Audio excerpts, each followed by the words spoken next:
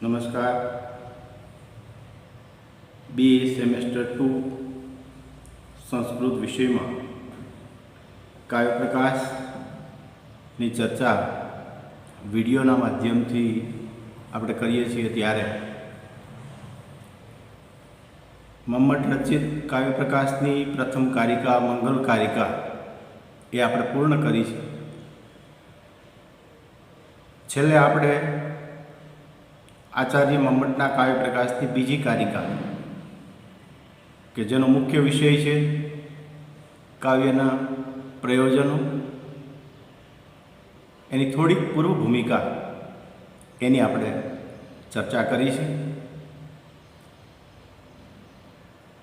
બે કારિકાઓ બીજી અને ત્રીજી બંનેમાં એકમાં પ્રયોજન અને બીજામાં હેતુ એની ચર્ચા મમ્મટે કરી છે. ત્યારે છેલ્લે આપણે જોયું કે પ્રયોજન અને હેતુ જે આપણે વ્યવહાર જગતમાં એક જ અર્થમાં વાપરતા આવ્યા છીએ,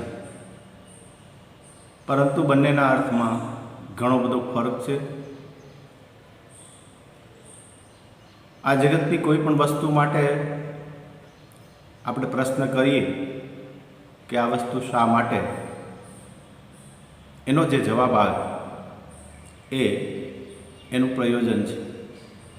ચોક શા માટે? તો કે ચોક લખવા માટે. તો લખવું એ ચોકનું પ્રયોજન છે. પણ એ જ વસ્તુ માટે બીજો પ્રશ્ન કરીએ કે ચોક શામાંથી?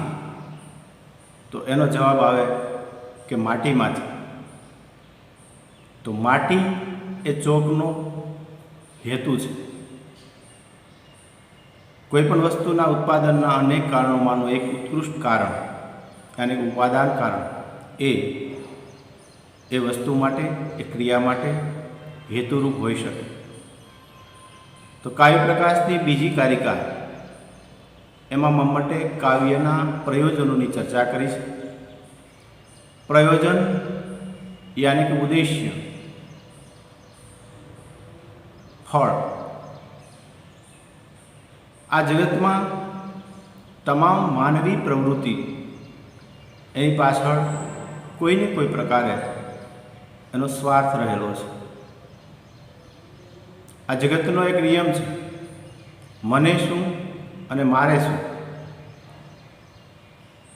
તો જગતની કોઈ પણ પ્રવૃત્તિની પાછળ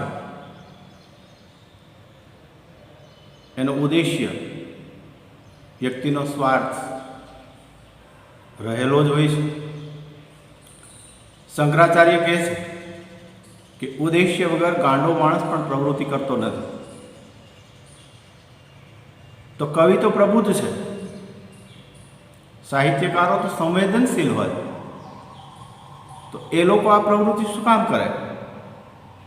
એની પાછળનું ફળ કયું, ઉદ્દેશ્ય કયો, એની ચર્ચા ભારતીય કાવ્યશાસ્ત્રમાં બહુ સુપેરે થઈ છે. આચાર્ય ભરતથી માંડીને નાટ્યશાસ્ત્રમાં ભરત લખે છે ઈશામ ન વિદ્યા ન તપો. સાહિત્યની અંદર બધું જ હોય છે, શું નથી હોતું? મહાકાવ્યોના લક્ષણોમાં પણ ધર્મ, અર્થ, કામ અને મોક્ષ એની પ્રાપ્તિ એની પણ ચર્ચા થયેલી છે. તો લગભગ મોટા ભાગના ભારતીય કાવ્યશાસ્ત્રીઓએ કાવ્યના લક્ષણો આપવાનો યથાયોગ્ય પ્રયત્ન કર્યો છે. પરંતુ આપણે જ્યાં સુધી લાગે વળગે ત્યાં સુધી આચાર્ય મમ્મટ કાવ્યના પ્રયોજન માટે શું કહે છે? કાવ્ય શું કામ લખવામાં આવે? ભાવક શું કામ એને સાંભળે? ભાવક એનું રસપાન શું કામ કરે? તો ક્યાંક સર્જક, ક્યાંક ભાવક, ક્યાંક ઉભય પક્ષે એમની પાછળનું કોઈને કોઈ ફળ રહેલું છે, કોઈને કોઈ પ્રકારનો ઉદ્દેશ્ય રહેલો છે. એની ચર્ચા કાવ્યપ્રકાશની આ બીજી કારિકામાં આચાર્ય મમ્મટે કરેલો છે. કાવ્યથી 6 પ્રયોજનો સિદ્ધ થાય. કાવ્યથી યશ મળે, અર્થ મળે, વ્યવહાર જ્ઞાન મળે, અમંગલનો નાશ થાય, સદ્ય પર નિવૃત્તે વાંચતાની સાથે તરત જ આનંદની પ્રાપ્તિ થાય, કાંતા સંમિત થયો ઉપદેશ યુજે, એમાંથી કોઈને કોઈ પ્રકારનું ઉપદેશાત્મક જ્ઞાન મળે. આ 6 પ્રયોજનોની ચર્ચા આચાર્ય મમ્મટે કાવ્ય પ્રકાશની આ બીજી કારિકામાં કરી છે. એમાંનું પહેલું પ્રયોજન એટલે કાવ્યથી યશ મળે. કવિ જ્યારે કાવ્ય લખવા માટે બેસે ત્યારે એવું નક્કી કરીને નથી બેસતો કે આ કાવ્ય હું લખીશ, આ સાહિત્ય હું લખીશ, સમાજમાં એ પ્રસિદ્ધ થશે અને મને યશ મળશે. હકીકતમાં તો સાહિત્યકારોને અનાયાસે પ્રાપ્ત થતું આ એક ફળ છે.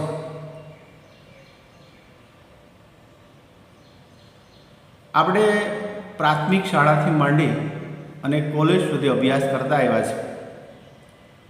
એમાંય કોઈ ભાષા, એ પછી ગુજરાતી હોય, હિન્દી હોય કે સંસ્કૃત હોય, એનો કોઈ પાઠ, એનું કોઈ કાવ્ય જ્યારે પણ આપણા શિક્ષક આપણને ભણાવતા હોય ત્યારે સૌ પ્રથમ કવિનો પરિચય આપે, લેખકનો પરિચય આપે. તો મોટે ભાગે આપણે જેટલા કાવ્યો, ગદ્યના જે પાઠો, જે કંઈ પણ ભણ્યા છીએ, આપણા શૈક્ષણિક અભ્યાસક્રમોની અંદર જે સાહિત્યકારોને આપણે ભણીએ છીએ એ બધા કંઈ આ પૃથ્વીની સપાટી પર હયાત હોતા નથી. એમાંથી માંડ ગણ્યા કાંઠે 20% કવિઓ, સાહિત્યકારો કે લેખકો એ આપણા સમકાલીન હોય, આપણી સાથે આ જગતમાં જીવતા હોય. બાકીના 80% કવિઓ અને લેખકો એ લગભગ સ્વર્ગસ્થ હોય છે. આમ છતાં પણ એનું સાહિત્ય આપણે ભણવું પડે, વાંચવું પડે, એનું વિવેચન કરવું પડે. એમાંથી જ આપણે પરીક્ષા આપવી પડે. એ પરીક્ષા આપ્યા પછી આપણને ડિગ્રી મળે, આપણને પદવી મળે. તો આનાથી વિશેષ મોટો યશ બીજો કયો હોઈ શકે? કાલિદાસ આદિનામ. કાલિદાસ, ભવભૂતિ, ભારવી, ભાસ એ તો વર્ષો પહેલાં થઈ ગયા. આમ છતાં પણ આજે કાલિદાસને આપણે ભણતા હોઈએ, ભાસને ભણતા હોઈએ, ભવભૂતિને પણ આપણે અભ્યાસની અંદર ભણતા હોઈએ, અને એ અભ્યાસ, એનું સાહિત્ય વાંચ્યા પછી આપણે પરીક્ષાઓ આપતા હોઈએ, અને પરીક્ષાઓ આપ્યા પછી પણ આપણને ડિગ્રી મળતી હોય, આપણને રોજગારી મળતી હોય, તો આનાથી મોટો બીજો યશ તો કયો હોઈ શકે? એમાંય પ્રાચીન સંસ્કૃત સાહિત્યના આ મહાકવિઓએ આ પૃથ્વીના ગ્રહની ક્યારે મુલાકાત લીધી, ક્યારે જન્મા, ક્યાં સાહિત્ય સાધના કરી, એની કોઈ આપણને ખબર નથી. કદાચ સંસ્કૃત સાહિત્યના આ લેખકોની વિનમ્રતા હોઈ શકે. આમ છતાં પણ એક અજાણ્યા લેખક, એક અજાણ્યા સાહિત્યકાર, એને આપણે વાંચવા પડે, વિચારવા પડે. આનાથી મોટો બીજો યશ કયો હોઈ શકે? ઘણા લોકોને કાવ્ય પ્રકાશ વાંચ્યા પછી એવો પ્રશ્ન થાય કે મમ્મટે યશ મળે એમ કીધું, પણ કાલિદાસ આદિ નામ એમ કીધું, કાલિદાસ વગેરેની જેમ. તો આપણે ત્યાં રામાયણ, મહાભારત, યાને કે વેદવ્યાસ, વાલ્મીકી, શું આ કવિઓ પણ નથી? તો કદાચ મમ્મટનો ઈશારો એવો હોઈ શકે કે વેદવ્યાસ અને વાલ્મીકીમાં તો કદાચ દૈવી અંશ હતો, પણ હું અહીં જે તમને વાત કરવા માગું છું મમ્મટ કે યશની બાબતમાં, એ યશની વાત હું માત્ર આ જગતના પાર્થિવ કવિઓની વાત કરું છું. ભારતીય સંસ્કૃત સાહિત્ય, પ્રશિષ્ટ સંસ્કૃત સાહિત્ય, ક્લાસિકલ સંસ્કૃત, એની શરૂઆત મોટા ભાગે કાલિદાસથી જ થતી હોય. તો એ પહેલાંના જે આ બે મહાકવિઓ છે, એ બંને મહાકવિઓ વેદવ્યાસનો તમે ઇતિહાસ મેળવવા જાઓ તો ક્યાં વશિષ્ઠ, ક્યાં શક્તિ, ક્યાં પરાશર. એને તો કદાચ આ વસ્તુ જીન્સમાં છે, એને તો વારસામાં મળેલી છે, એને તો કોઈને કોઈ પ્રકારે દૈવી સ્પર્શ મળેલો છે એમના સર્જનને, એમના વિચારને, એની કલ્પનાઓને. એટલે એને તો યશ મળે જ, સ્વાભાવિક છે. પણ મમ્મટ આપણને પાર્થિવ કવિઓની વાત કરે છે.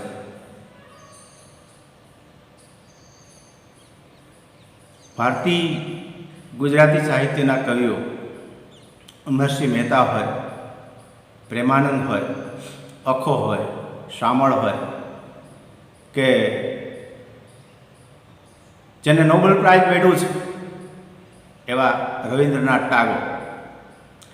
રવિન્દ્રનાથ ટાગોરે જ્યારે ગીતાંજલિ લખ્યું હશે ત્યારે કંઈ એણે એવું નક્કી નહીં કરી લીધું હોય કે આ કૃતિને કારણે, મારા સર્જનને કારણે મને નોબેલ પ્રાઇઝ મળે. નીતિ શતકમાં ભર્તૃહરિ લખે છે, નાસ્તિ યેષામ યશ જરા મરણજમ ભયમ. આ જે સુકૃતજનો છે, જે કવિઓ છે, લેખકો છે, સાહિત્યકારો છે, જે આ જગતને કંઈક આપીને ગયા છે, એને વૃદ્ધાવસ્થાનો, એને કોઈ રોગનો કે મૃત્યુનો ભય છે જ નહીં. એ તો કાયમી માટે પોતાના અક્ષરદેહથી, પોતાના યશરૂપી શરીરથી આ જગતની અંદર અમર થઈ ગયા છે. નાસ્તિ યેષામ યશ જરા મરણ, એને મૃત્યુનો પણ ભય નથી. કાલિદાસ ભવભૂતિ ભારવી ક્યારે થયા, કયા કાળમાં થયા, કોઈ ઇતિહાસ આપણને પ્રાપ્ત થતો નથી. છતાં આ કવિઓ અક્ષરદેહ પોતાના સર્જનના માધ્યમથી આપણી વચ્ચે હાલમાં પણ જીવંત છે. એટલે કવિઓનું કદાચ મૃત્યુ થાય, સાહિત્યકારો એના પાર્થિવ દેહથી કે અમર નથી. સમય આવે ત્યારે આપણે વચ્ચેથી ચાલ્યા જાય. પણ એનું જે કીર્તિરૂપી શરીર છે, એનું જે યશરૂપી શરીર છે, એનું પ્રતિષ્ઠારૂપી જે શરીર છે, એ હંમેશા આપણી વચ્ચે જ રહે છે. યોગાનુયોગ આજે કેકા શાસ્ત્રીની જન્મતિથિ છે. કેકા શાસ્ત્રીને આપણે વર્ષો સુધી યાદ રાખવા પડશે. વર્ષો સુધી આપણી વચ્ચે, જોકે પોતે પૂર્ણ આયુષ્ય ભોગવીને ગયા છે, છતાંય એનું જે સર્જન છે, એનું જે કવન છે, એને લઈને ખરેખર આપણે યુગો સુધી કેકા શાસ્ત્રીને યાદ રાખીશું. કદાચ નરસિંહ મહેતા આ પૃથ્વીની સપાટી ઉપર આવ્યા હોત, ભક્તિની ટોચ કહી શકાય. ભક્તિનું નરસિંહ મહેતાએ સામાજિકરણ કર્યું છે, નો ડાઉટ. પણ કદાચ નરસિંહ મહેતાએ, મીરાએ અને સુરદાસે જો પદો ન લખ્યા હોત, કીર્તનો ન લખ્યા હોત, ભજનો ન લખ્યા હોત, તો કદાચ એની ભક્તિ તો આ સમાજ યાદ રાખત કે નહીં, શંકાશીલ પ્રશ્ન છે. પણ આજે પણ તમે ગિરનારની તળેટીની અંદર ભવનાથમાં જાઓ એટલે નરસિંહ મહેતાનું એકાદું પદ તમને યાદ આવી જાય. બ્રહ્મ લટકા કરે બ્રહ્મપાસ, કોઈને કોઈ કડી એની યાદ આવી જાય. તો નરસિંહ મહેતાનું જે યશરૂપી શરીર છે, એ ભક્તિ કરતાં એના સર્જનને કારણે આ જગતની અંદર વધારે ચિરસ્થાયી થયું હોય એવું લાગે છે. તો કોઈ પણ કવિ, કોઈ પણ સાહિત્યકાર લખવા બેસે ત્યારે યશના લોભથી લખતો નથી કે આને કારણે મને યશ મળશે, હું યુગો સુધી લોકોના હૃદયમાં જીવંત રહીશ, લોકો મને યાદ કરશે. આવી કોઈ સ્વાર્થી ભાવના એના સર્જન વખતે હોતી નથી, પણ આ અનાયાસે મળતું ફળ છે. એના સર્જનની અંદર એની જે પ્રતિભા છે, એની જે સંવેદનશીલતા છે, એનું જે સાહિત્યિક તપ છે, એને લઈને લોકો યુગો સુધી, વર્ષો સુધી એના કવનને પોતાના હૃદયની અંદર સંઘરી રાખે છે. આજે કેટલાય લેખકો, કેટલાય સાહિત્યકારો આપણી વચ્ચે નથી, અથવા તો બહુ અલ્પ આયુષ્ય ભોગવીને, બહુ ટૂંકું આયુષ્ય ભોગવીને આપણી વચ્ચેથી ચાલ્યા ગયા છે. કવિ કલાપી બહુ ટૂંકું આયુષ્ય, પણ એણે લખેલી ગઝલો, એણે લખેલા કાવ્યો આજે પણ લોક હૃદયની અંદર એટલા ને એટલા સ્થાન ધરાવે છે. આ સ્થાન ધરાવવા માટે એને 100 વર્ષ સુધી જીવવું નથી પડ્યું. બહુ ટૂંકું આયુષ્ય, સામાન્ય આયુષ્ય, કે માણસ વધીને એમફિલ કરી શકે, અભ્યાસ કરી શકે ત્યાં સુધીનું આયુષ્ય, અને આટલા ટૂંકા ગાળામાં જ્યાં જ્યાં નજર મારી ઠરે યાદી ભરી ત્યાં આપણી ગમે ત્યારે આપણને યાદ આવી જાય. તો કાવ્યનું પહેલું ફળ, કાવ્યનું પહેલું પ્રયોજન એ અનાયાસે પ્રાપ્ત થતો યશ છે. કવિ કદાચ વિપુલ ગ્રંથો ન આપે, એના સાહિત્ય સર્જનનો ઢગલો આપણી સામે ન કરે, તો પણ એકાદ નાના કાવ્યથી, એકાદ નાની એવી વાર્તાથી, આજે ધૂમકેતુને માત્ર એક પોસ્ટ ઓફિસ વાર્તાથી આપણે યાદ કરીએ, બાકીનું એટલું કેટલું એનું કવન હોય, કેટલું સાહિત્ય સર્જન હોય, ઘણા લોકો વાંચ્યું નહીં હોય. માત્ર ને માત્ર એક જ વાર્તા પોસ્ટ ઓફિસ વાંચી અને ધૂમકેતુ આપણા હૃદયની અંદર કાયમી માટે સ્થાન કરી જાય, એ છે યશ. એટલે કાવ્યના નિર્માણથી, કાવ્યના સર્જનથી કવિઓને, સર્જકોને, લેખકોને યશની પ્રાપ્તિ થાય છે. એમાં ભાવકને બહુ કંઈ લેવા દેવા નથી. એ કવિની, સાહિત્યકારની વ્યક્તિગત પ્રતિષ્ઠા છે. એટલે કાવ્યથી ભામા લખે છે પ્રીતિમ કીર્તિમ છે, કીર્તિ મળે. જો કે ભામાના લક્ષણો, આપણા ભામાના પ્રયોજનો આપણે જોવાના નથી. આપણે તો માત્ર મમ્મટના જ પ્રયોજનો જોવાના છે. આમ છતાં પણ સાહિત્યકારનું કોઈ પણ સર્જન યશને પાત્ર બનતું હોય છે. એમાંથી કોઈને કોઈ પ્રકારે યશ પ્રાપ્ત થતો હોય છે. યશ પ્રાપ્તિ પછી કાવ્યનું બીજું પ્રયોજન છે અર્થ પ્રાપ્તિ. કાવ્યથી અર્થ મળે, પૈસા મળે.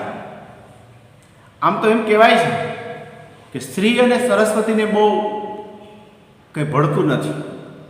જ્યાં સ્ત્રી હોય ત્યાં સરસ્વતી ન હોય, અને સરસ્વતી હોય ત્યાં સ્ત્રી ન હોય. જ્ઞાન અને લક્ષ્મી એક જગ્યાએ લગભગ ભેગા થતા નથી. આપણે આપણા સાહિત્યકારો, આપણા લેખકો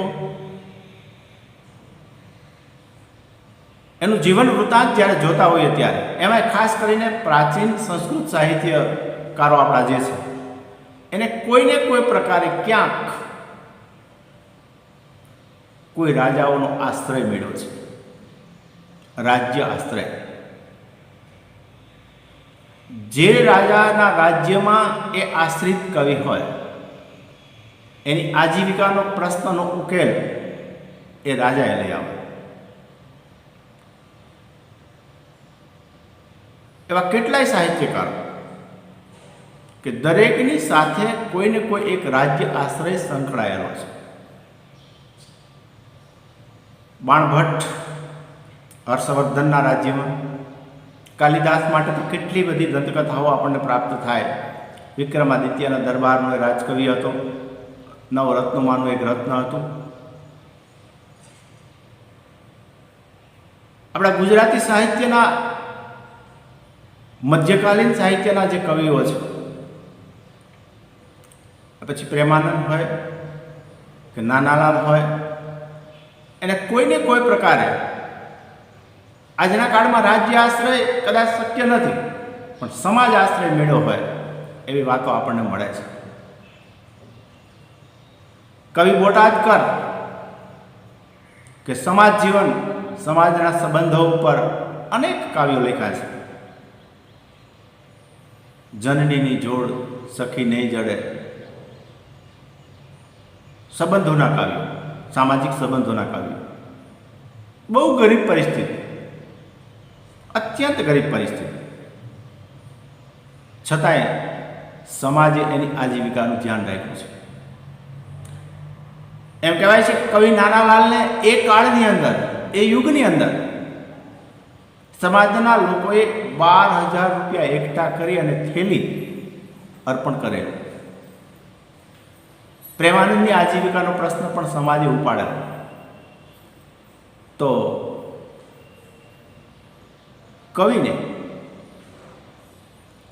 આજના આધુનિક કાળની વાત નથી, આ તો હું પ્રાચીન કાળની વાત કરું છું.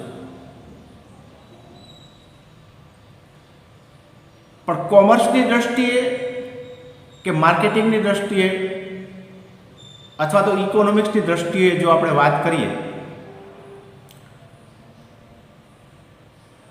તો ઘણી વખત એવો પ્રશ્ન થાય કે ઘણા લોકો વાત કરતા હોય કે એને તો ભાઈ બેઠી આવક છે. તો બેઠી આવક કોને કહેવાય? તો બેઠી આવકની સામે ઊભી આવક પણ હશે. આપણે ત્યાં એકમાત્ર વૈજ્ઞાનિક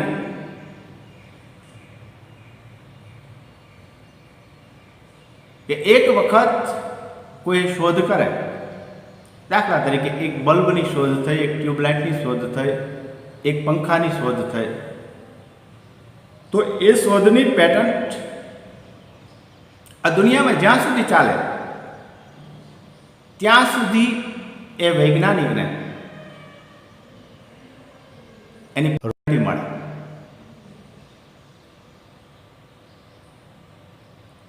એ વ્યક્તિ હયાત ન હોય તો એના વારસદારોને મળે, એ હયાત ન હોય તો એના વારસદારોને મળે. આ થઈ બેઠી આવક. આપણે કદાચ નોકરી કરતા હોઈએ તો નોકરીની અંદર જવું પડે, રેગ્યુલર હાજરી આપવી પડે, સોંપવામાં આવેલી ફરજો પૂરી કરવી પડે, તો આપણને મહિને પગાર મળે. આપણે કદાચ કોઈ ઇન્ડસ્ટ્રીયાલિસ્ટ હોઈએ, ઉદ્યોગપતિ હોઈએ, આપણું કારખાનું બરાબર ચાલે, આપણે નિયમિત આપણું મેનેજમેન્ટ કરીએ, ત્યારે વર્ષને અંતે એમાંથી આપણને આવક ઊભી થાય.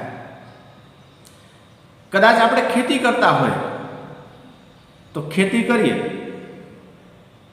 આપણે વાડીએ જવું પડે, ખેતરે જવું પડે, નિયમિત કામ કરવું પડે. વરસાદ થયો અને વાવણી કરી લીધી અને પછી ગામને ચોરે જો આપણે ગપાટા મારે રાખીએ તો દિવાળી ઉપર જ્યારે આપણે આપણો પાક પાક્યો છે કે નહીં લેવા માટે જઈએ ત્યારે એમાં ગધેડા ચરી ગયા.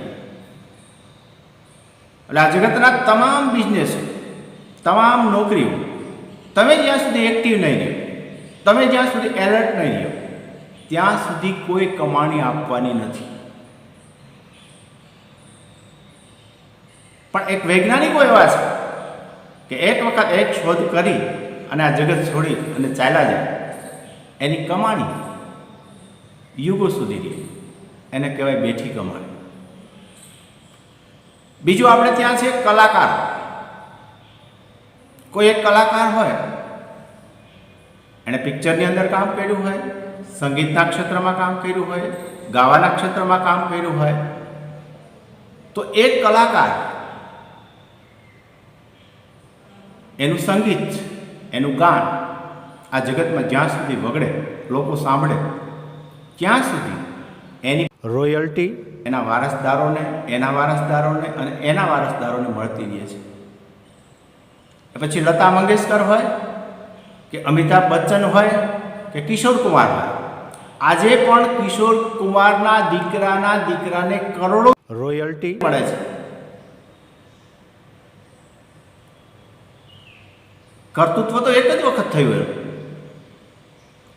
આજે કોઈ પણ કલાકાર હોય, એનું આલ્બમ માર્કેટની અંદર પ્રસિદ્ધ થાય, લોકો સુધી પહોંચે, તો લોકો જ્યાં સુધી એને સાંભળે, કલાકારોને, આર્ટિસ્ટોને જ્યાં સુધી પડદા ઉપર જુએ, ત્યાં સુધીની એની જે પણ આવક થાય એની રોયલ્ટી એના વારસદારોને મળે છે. લતા મંગેશકરે કદાચ હજારો ગીતો ગાયા છે, પણ એ ગીતો આ પૃથ્વીની સપાટી પર જ્યાં સુધી વાગશે ત્યાં સુધી એના વારસદારોને કોઈને કોઈ પ્રકારે રોયલ્ટી જ રહેવાની છે. તો વૈજ્ઞાનિકો, કલાકારો અને ત્રીજું લેખકો, ઓથર. લેખકો, સર્જકો એક વખત પોતાની લાઈફમાં કોઈ એક કર્તૃત્વ પુસ્તકના રૂપમાં આપીને જાય. એ પુસ્તક આ પૃથ્વીની સપાટી ઉપર જ્યાં સુધી વંચાય ત્યાં સુધી એની જેટલી એડિશન, એની આવૃત્તિઓ છપાય ત્યાં સુધી એ લેખકને, લેખકના વારસદારોને, એના વારસદારોને રોયલ્ટીમાં કોઈને કોઈ પ્રકારે અર્થોપાર્જન મળે છે. એટલે કાવ્યથી યશ મળે, કાવ્યથી અર્થ મળે. આધુનિક લેખકોની વાત કરીએ તો આજે છાપાઓની અંદર જે કોલમો લખવામાં આવે છે, મેગેઝિનોની અંદર જે લેખો લખવામાં આવે છે,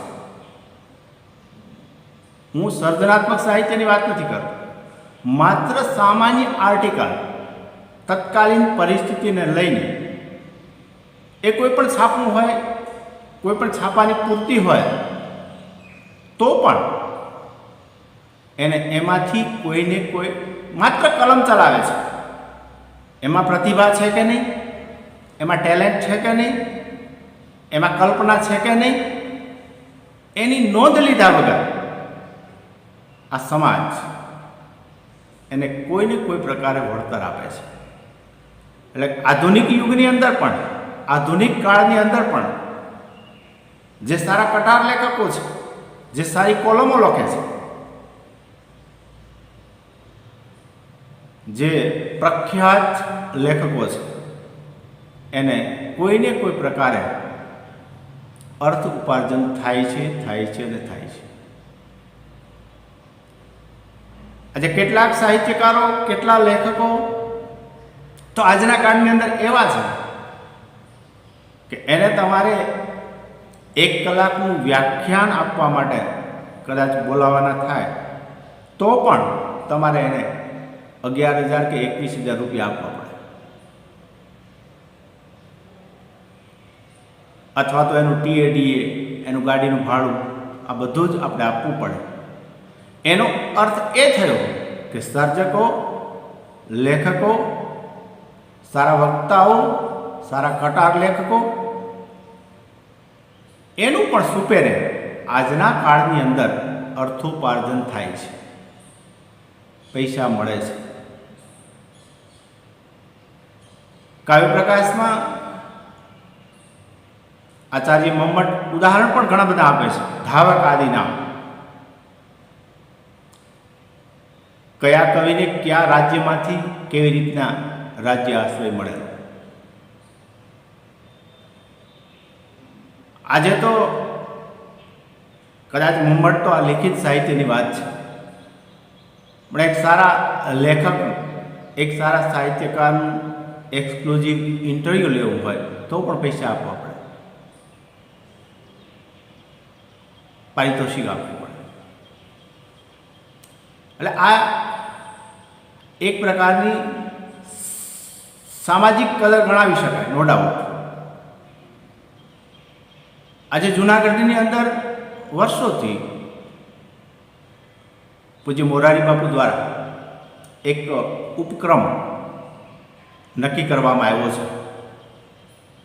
ગુજરાતી સાહિત્ય નિધિ ટ્રસ્ટ ગુજરાતના જે તે વર્ષના શ્રેષ્ઠ કવિ કે લેખક એનું નોમિનેશન કરે, આ વર્ષના શ્રેષ્ઠ કવિ તરીકે કમિટી જાહેર કરે અને એને કદાચ હવે તો રકમ વધી ગઈ હોય, પણ હું જાણું છું ત્યાં સુધી 1 લાખ રૂપિયાની આજુબાજુનો ચેક એને અર્પણ કરવામાં આવે.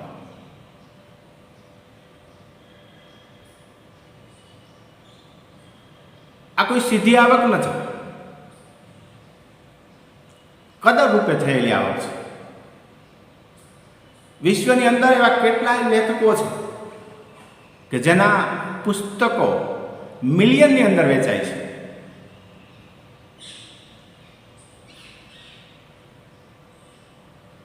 હેરી પોટરનું નામ તમે સાંભળ્યું હશે. બહુ જ ટૂંકા ગાળામાં એક કરોડપતિ બની જાય હેરી પોટર.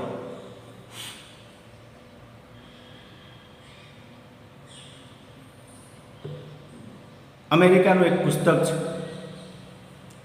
જાહેરમાં બોલવાની કળા. જાહેરમાં કેમ બોલવું,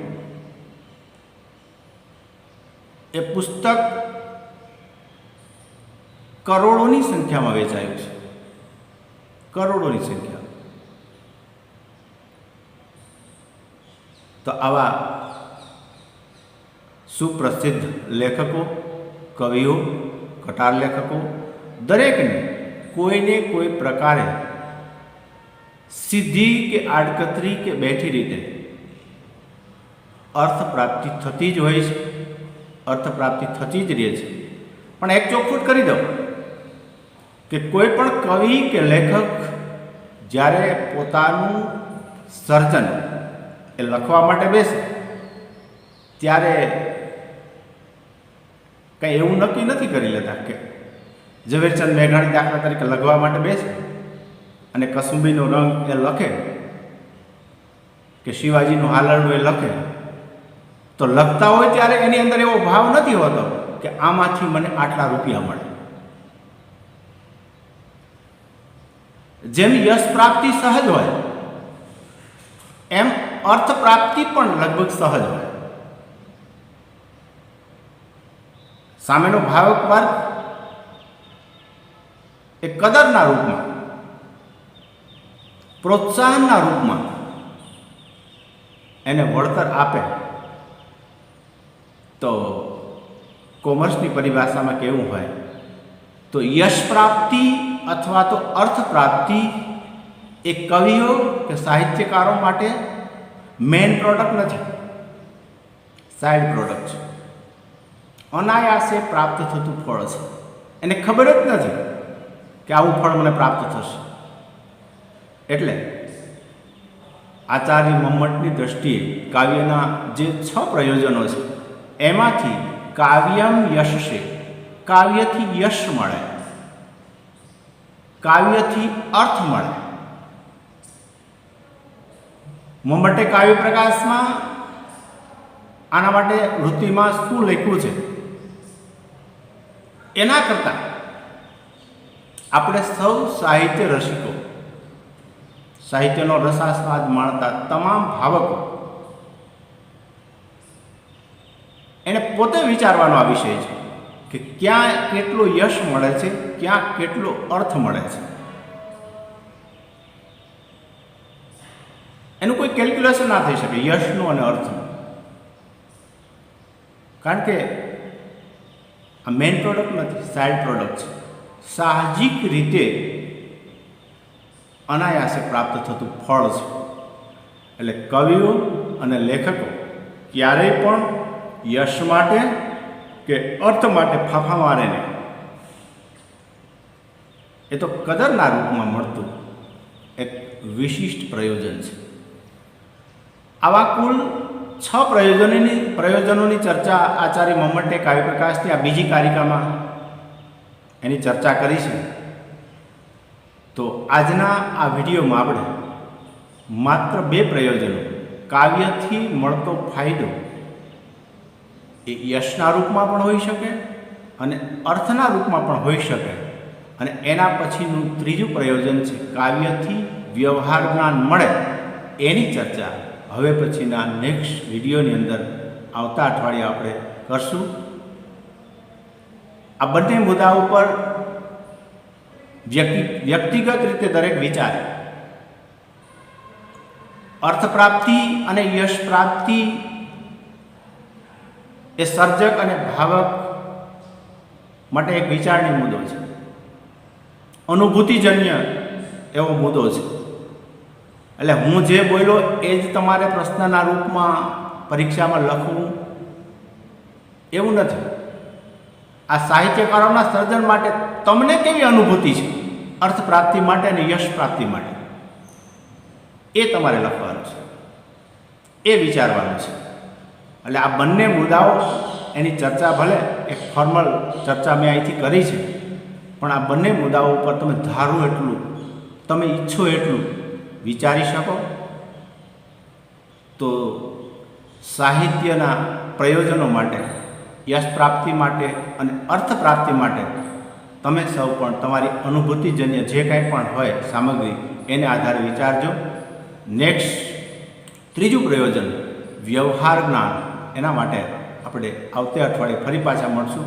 ત્યાં સુધી રજા આપશું.